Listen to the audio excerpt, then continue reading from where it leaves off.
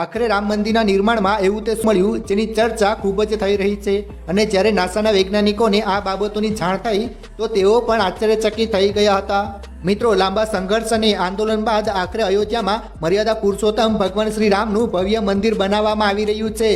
કરોડો રામ ભક્તોનું સપનું સાકાર થઈ રહ્યું છે અને 22 જાન્યુઆરીના રોજ ઉદ્ઘાટન પછી દરેક સામાન્ય લોકો માટે મંદિર હંમેશા માટે ખુલ્લું મૂકવામાં આવશે. પરંતુ મિત્રો, આજે આપણે વાત કરીશું કે જ્યારે રામ મંદિરનું નિર્માણ થઈ રહ્યું હતું ત્યારે ખોદકામ દરમિયાન અંદરથી એવું તે શું મળ્યું હતું કે તે જોઈને વૈજ્ઞાનિકો પણ હેરાન થઈ ગયા હતા. મિત્રો, વિડીયોની શરૂઆત કરીએ તે પહેલા જય શ્રી રામ લખીને નીચે કમેન્ટ જરૂર કરજો. મિત્રો, ઉત્તર પ્રદેશમાં રામ જન્મભૂમિ અયોધ્યામાં રામ મંદિરનું કામ ઝડપથી ચાલી રહ્યું છે. અયોધ્યામાં રામલલ્લા મંદિરના નિર્માણનું કાર્ય ગ્રાઉન્ડ ફ્લોરથી લઈને પહેલા માળ સુધીનું કામ પૂર્ણ થઈ ગયું છે. આવી સ્થિતિમાં રામ મંદિર બનાવવા માટે કરવામાં આવેલા ખોદકામ દરમિયાન એક પ્રાચીન મંદિરના અવશેષો મળી આવ્યા હતા. શ્રી રામ જન્મભૂમિ તીર્થના ટ્રસ્ટી સંપતરાયે સોશિયલ મીડિયા પર આ સંબંધિત એક તસવીર શેર કરીને માહિતી આપી હતી. મળી આવેલા પ્રાચીન મંદિરના અવશેષો એક મ્યુઝિયમમાં રાખવામાં આવશે. મિત્રો, હાલમાં એવો અંદાજો લગાડવામાં આવી રહ્યો છે કે રામલલ્લાના મંદિરમાં નિર્માણ માટે પાયાના ખોદકામ દરમિયાન એક પ્રાચીન મંદિરની મૂર્તિઓ અને અવશેષો મળી આવ્યા હતા. તમને જણાવી દઈએ કે આ પહેલા પણ રામ મંદિર માટે કરવામાં આવેલ ખોદકામ દરમિયાન શિલ્પો અને મંદિરના અવશેષો મળી આવ્યા હતા.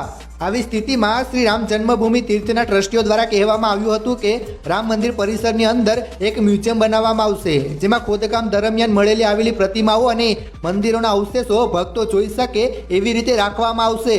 કેવું બનશે રામ મંદિર? મિત્રો, ગયા મહિને રામ મંદિર ટ્રસ્ટ દ્વારા નિર્માણ કાર્ય મંદિરની તસવીરો શેર કરવામાં આવી હતી. આમાં મંદિરનો આગળનો લુક બતાવવામાં આવ્યો હતો. કેટલીક તસવીરોમાં આંતરિક દ્રશ્યો પણ બતાવવામાં આવ્યા હતા. મંદિર એટલું ભવ્ય બનાવવામાં આવી રહ્યું છે કે 1000 વર્ષ સુધી ટકી રહેશે.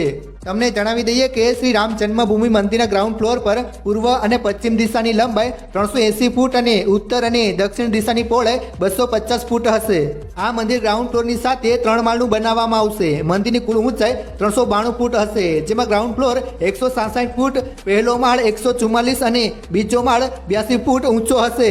મિત્રો, આ મંદિરના ગર્ભગૃહ અને તેની આસપાસ કોતરવામાં આવેલા રેતીના પથ્થરોનો ઉપયોગ કરવામાં આવ્યો છે.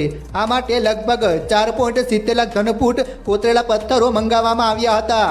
સાથે જ મંદિરના પટાંગણમાં કુલ 8 એકર જમીનમાં લંબચોરસ 2 માળની દિવાલ પણ બનાવવામાં આવી રહી છે. તે અંદરના ગ્રાઉન્ડ ફ્લોરથી 18 ફૂટ ઊંચી અને પહોળાઈ 14 ફૂટ હશે. જન્મભૂમિ સંકુલમાં રામકથા કુંજની પણ સ્થાપના કરવામાં આવશે. આપણે રામલલ્લાના દર્શન ક્યારે કરી શકીશું? મિત્રો, તમને જણાવી દઈએ કે રામ મંદિરનું નિર્માણ કાર્ય ખૂબ જ ઝડપથી ચાલી રહ્યું છે. પ્રથમ માળ લગભગ તૈયાર છે. મૂર્તિની સ્થાપના થયા બાદ 22 જાન્યુઆરી 2024ના રોજ વડાપ્રધાન નરેન્દ્ર મોદી દ્વારા તેનું ઉદ્ઘાટન કરવામાં આવશે. આ પછી તમામ જનતા માટે આ મંદિર હંમેશા માટે ખુલ્લું મૂકવામાં આવશે અને આપણે બધા રામલલ્લાના દર્શન કરી શકીશું. મિત્રો, શું તમે આ મંદિરના દર્શન કરવા માટે તૈયાર છો? હા કે ના લખીને નીચે કમેન્ટ જરૂર કરજો અને જેમ બને તેમ આ વિડીયો શેર કરો. સનાતીઓને દેખાડો. ધન્યવાદ.